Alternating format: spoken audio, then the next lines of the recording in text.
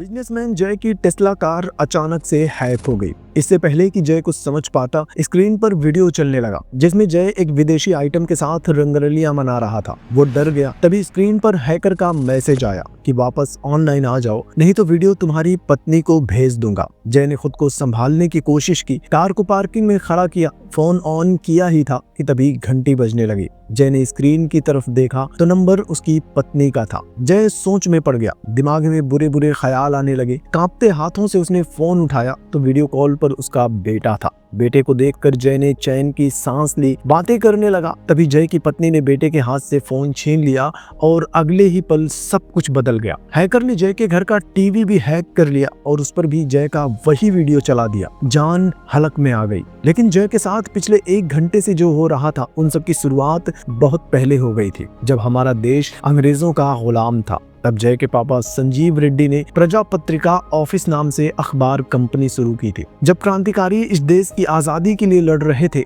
तब इस अखबार के जरिए संजीव रेड्डी ब्रिटिश गवर्नमेंट की वो सच्चाई देशवासियों के सामने ला रहे थे जिसे कि वो सब अनजान थे। देश आजाद हुआ, समय बदला और प्रजा पत्रिका अब प्रजा मीडिया कॉरपोरेशन बन गया। पूरे देश में इनका चैनल नंबर 1 है, खास करके साउथ इंडिया में। अब संजीव रेड्डी के बाद कंपनी की बागडोर उनका बेटा जय संभाल रहा है, जो पहले मिलिट्री में था। जय ने कंपनी को नई ऊंचाइयों पर तो पहुंचाया, लेकिन अब वो एक पक्का बिजनेसमैन बन गया है। उसे खबरों में सच्चाई से ज्यादा मुनाफे से मतलब था, इसलिए वो प्रजा मीडिया के जरिए सरकार के प्रोपेगेंडा वाली न्यूज चलाता था। हद तो तब हो गई जब उसने 100 करोड़ में अपनी मीडिया कंपनी को सरकार के ही एक नेशनलिस्ट ग्रुप को बेचने का फैसला कर लिया, ताकि वो इस झमेले से दूर लंदन में अपनी फैमिली के साथ सेटल हो सके। जय जानता था कि अगर ये बात विपक्ष को पता चली तो हंगामा मच जाएगा, क्योंकि इस डील से मीडिया का कंट्रोल पूरी तरह से रूलिंग पार्टी के पास चला जाएगा। इसलिए जय पोलैंड के एक सेफ हाउस में आया है।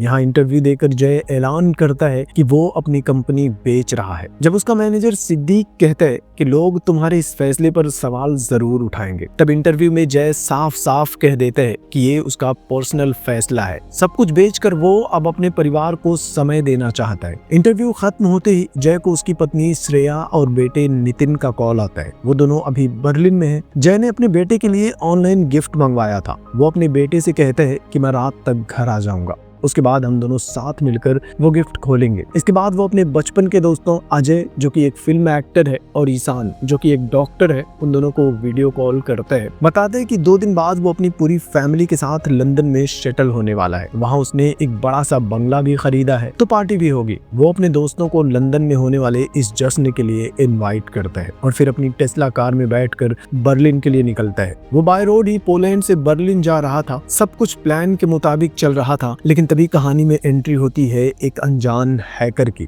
सफर के दौरान जय को एक प्राइवेट नंबर से कॉल आता है। कॉलर कहते हैं कि तुम मुझे 5721 बुला सकते हो। जय इसे मजाक समझकर फोन काट देता है। वो अपना फोन फ्लाइट मोड पर डाल देता है, लेकिन वो हैरान रह जाता है जब फ्लाइट मोड में होने के बाद भी हैकर का कॉल फिर से आ जाता है। हैकर उसे एक अजीब सा सवाल पूछता है कि केबीसी में आखिरी सवाल का जवाब देने पर कितने पैसे मिलते हैं। जय झुंझला जाता है, कहते हैं कि मेरे पास इन सब बकवास के लिए वक्त नहीं है, और फोन काट देता है। लेकिन अगले ही पल उसके होश उड़ जाते हैं जब जय के फोन पर एक मैसेज आता है। वो देखते हैं कि उसके बैंक अकाउंट से पूरे 1 करोड़ रुपए गायब हो चुके हैं। हैकर फिर से कॉल करता है और तंज कसते हुए कहते हैं कि सही जवाब था 1 करोड़ मिलते हैं और तुम्हारे अकाउंट से मैंने वही पैसे ले लिए हैं। इसके बाद जय को एहसास होता है कि मामला सीरियस है। वो हैकर से कहते हैं कि तुम्हें जितने भी पैसे चाहिए मैं दे दूंगा। जो 1 करोड़ तुमने चुराए हैं वो भी तुम अपने पास रख लो, बस मुझे इतना बता दो कि तुम ये सब क्यों कर रहे हो, तुम्हें किसने हायर किया है। उसकी बात सुनकर हैकर हंसने लगता है और जैसे खुले शब्दों में चेतावनी देता है कि मुझे तुम्हारे पैसे नहीं चाहिए, मुझे तुम्हारी बर्बादी चाहिए। जल्द ही तुम्हें इसका ट्रेलर भी मिल जाएगा। जय अभी एक एक करके अपने दुश्मनों के बारे में सोच ही रहा था कि तभी उसे विपक्ष के नेता प्रशांत का कॉल आता है। हैकर ने जय की कंपनी बेचने वाली सीक्रेट डील और उसके सारे काले कारनामों का कच्चा चिट्ठा प्रशांत को भेज दिया था। प्रशांत फोन पर जय को धमकी देता है कि उसे बर्बाद करने के लिए इतने सबूत काफी हैं। प्रशांत ने फोन काटा ही था कि जय के लिए एक और मुसीबत शुरू हो गई। हैकर ने जय का एक वीडियो मीडिया में वायरल करवा दिया था जिसमें जय नेशनलिस्ट ग्रुप के एमडी के साथ डील कर रहा था, जिसमें वो कह रहा था कि उसे खबरों से कोई मतलब नहीं है, सिर्फ पैसों से मतलब है। ये वीडियो बाहर आते ही जय की बरसों की बनी बनाई इज्जत मिट्टी में मिल जाती है। उसके राइवल चैनल्स इस खबर को मसाले लगाकर दिखाने लगते हैं। न्यूज देखकर जय परेशान हो जाता है। तभी उसे मैनेजर सिद्दीक का कॉल आता है। हैकर ने उसे जय के बैंक ट्रांजैक्शन की हिस्ट्री भेजी थी जिसमें 2 करोड़ के एक ट्रांजैक्शन को मार्क किया गया था। सिद्दीक बताता है कि हमने एक अमीर बिजनेसमैन के बेटे को हिट एंड रन केस से बचाने के लिए 2 करोड़ की रिश्वत ली थी। ये वही ट्रांजैक्शन हिस्ट्री है। हैकर ने इसे भी लीक कर दिया है। जय अभी खुद को संभालने की कोशिश कर ही रहा था कि हैकर उसे फिर से कॉल करता है। कांपते हाथों से जय उसका फोन उठाता है, लेकिन घबराहट में वो सिग्नल देख नहीं पाता और सामने एक महिला की कार को टक्कर मार देता है। महिला बाहर आती है, पुलिस बुलाने की धमकी देती है, लेकिन जय उससे माफी मांगता है और डैमेज के बदले पेमेंट करने के लिए मान जाता है। महिला उसे अपनी कार को गैस स्टेशन तक फॉलो करने के लिए कहती है। हैकर ये सब कुछ देख रहा था। वो जय को रुकने के लिए कहता है और उसी वक्त ट्रैफिक सिग्नल को भी हैक कर लेता है। लाइट ग्रीन होते ही महिला ड्राइव करने लगती है, लेकिन हैकर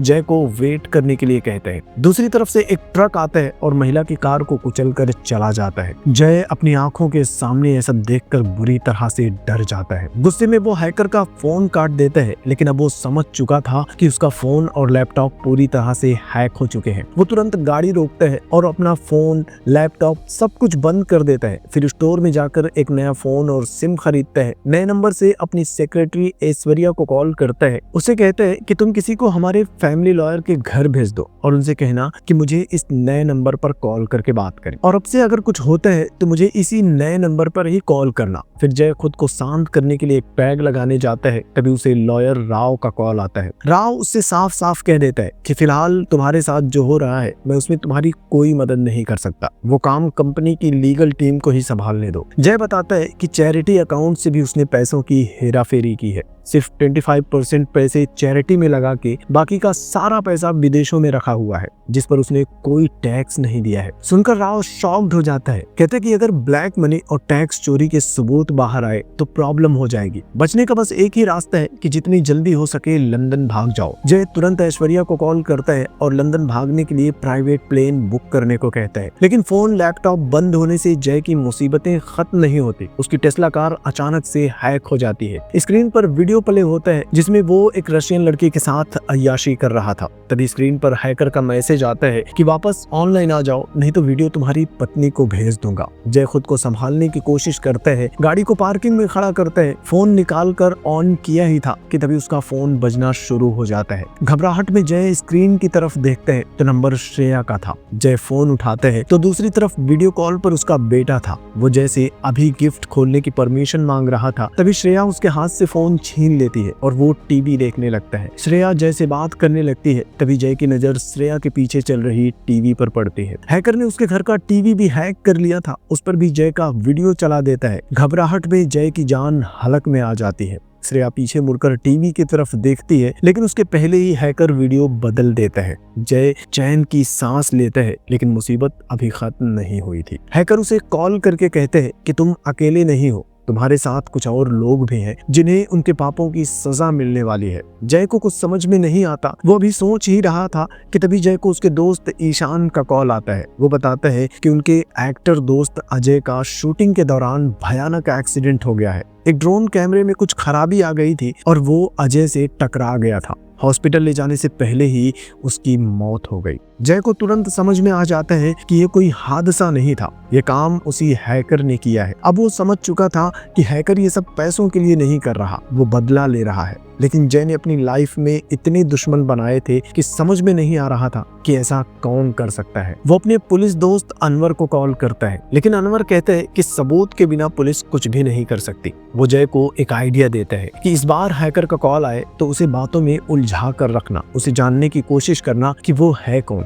जय उसकी बात समझ जाता है और अगली बार जब हैकर उसे कॉल करता है तो जय उसे बातों में उलझाने की कोशिश करता है। लेकिन ठीक उसी टाइम पर एक मास्क पहने हुए आदमी गाड़ी लेकर जय के साइड में आता है। हैकर कहते हैं कि अगर मेरे बारे में जानना चाहते हो तो उस गाड़ी का पीछा करो। जय उस गाड़ी का पीछा करता है। आगे जाकर वो एक जगह पर रुकते हैं। मास्क वाला आदमी गाड़ी से बाहर आता है, जय को गन पॉइंट पर ले जाकर हाथों से जमीन खोदने के लिए कहते हैं। लेकिन जय मौके का फायदा उठाता है, उसकी आंखों में धूल फेंकता है और फिर उस आदमी को पकड़ लेता है। पिटाई करने के बाद वो आदमी सच उगलता है तो पता चलता है कि वो भी एक विक्टिम है। हैकर ने उसे डार्क वेब पर कांटेक्ट किया था और जय को सिर्फ एक बॉक्स देखने के लिए क्रिप्टो में पेमेंट की थी। आदमी वहां से भाग जाता है। बॉक्स के अंदर जय को उनकी एक पुरानी स्कूल की फोटो मिलती है जिसमें जय, अजय, ईशान के पीछे एक और चौथा लड़का जॉन भी खड़ा था। इसी के साथ कहानी फ्लैशबैक में जाती है और हमें एक खौफनाक सच्चाई के बारे में पता चलता है। तीनों दोस्त जय, अजय और ईशान एक ही स्कूल में पढ़ते थे।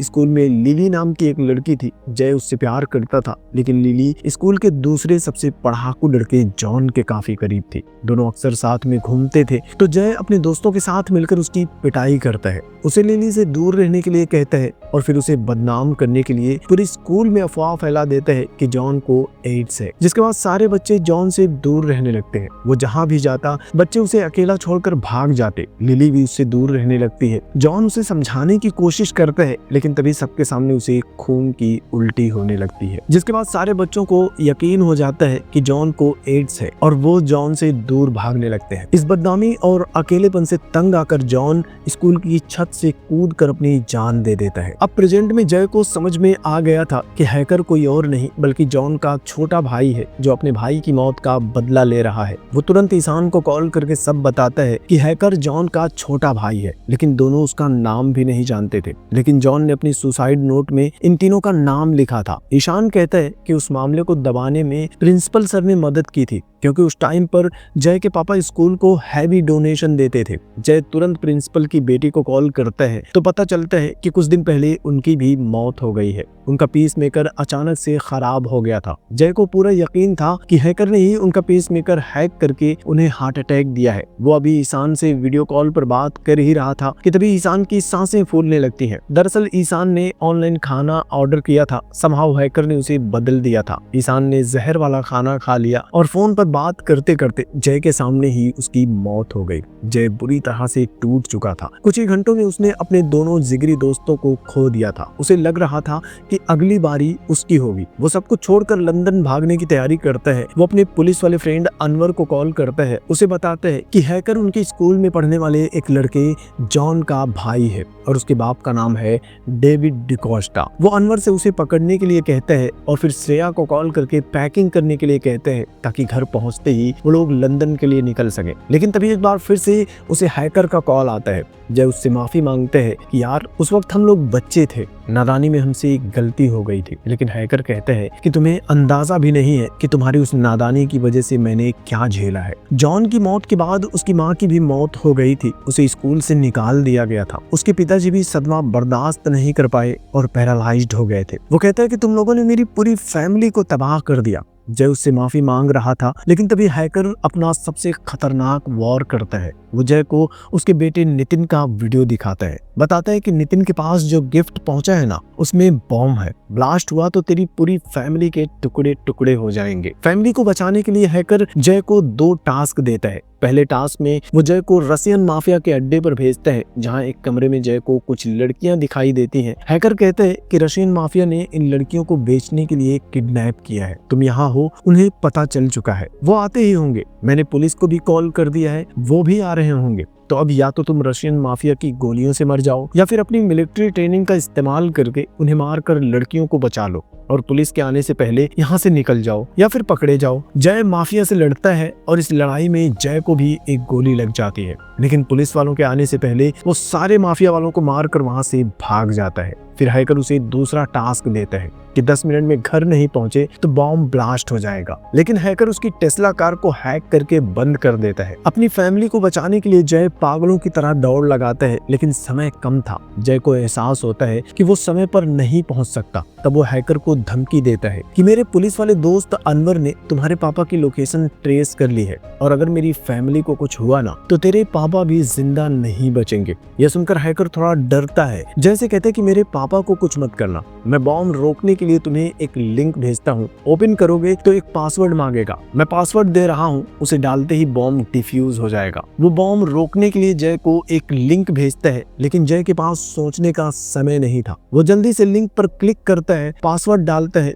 तो टाइमर तेजी से चलने लगता है और 10 सेकंड पहले ही पूरा हो जाता है। लेकिन जल्दी जल्दी में जय ये भूल चुका था कि किसी अनजान लिंक पर क्लिक नहीं करना चाहिए। वो भागकर घर आता है तो घर पर सब कुछ ठीक था। पार्सल में कोई बॉम्ब नहीं, बस खिलौने थे। तभी आखिरी बार जय को उस हैकर का कॉल आता है। वो बताता है कि मेरे पापा 2 साल पहले ही मर चुके हैं और तू उन्हें मारने की धमकी दे रहा था। जय कंफ्यूज हो जाता है, पूछता है कि तू करना क्या चाहता है। तब हैकर उसे बताता है कि तूने लिंक पर क्लिक करके जो कोड एंटर किया था ना, उससे अमेरिका की खुफिया एजेंसी CIA का सर्वर हैक हो चुका है, जो दुनिया का सबसे बड़ा साइबर क्राइम माना जाता है। तभी जय को पुलिस के सायरन की आवाज सुनाई देती है। हैकर फोन पर हंसते हुए कहते हैं, मैं तुम्हारी तरह बच्चों का कातिल नहीं हूँ। मैंने तुम्हें इंडिया में इसलिए नहीं फंसाया क्योंकि वहाँ तुम पैसे खिलाकर छूट जाते, लेकिन अब तुम पूरी दुनिया की पुलिस की नजर में इंटरनेशनल क्रिमिनल हो। हैकर ने जय के घर के IP एड्रेस से हैकिंग करवाई थी, तो पुलिस वाले जय के घर को घेर लेते हैं और उसे गिरफ्तार कर लिया जाता है। जाते जाते जय फोन पर हैकर से कसम खाता है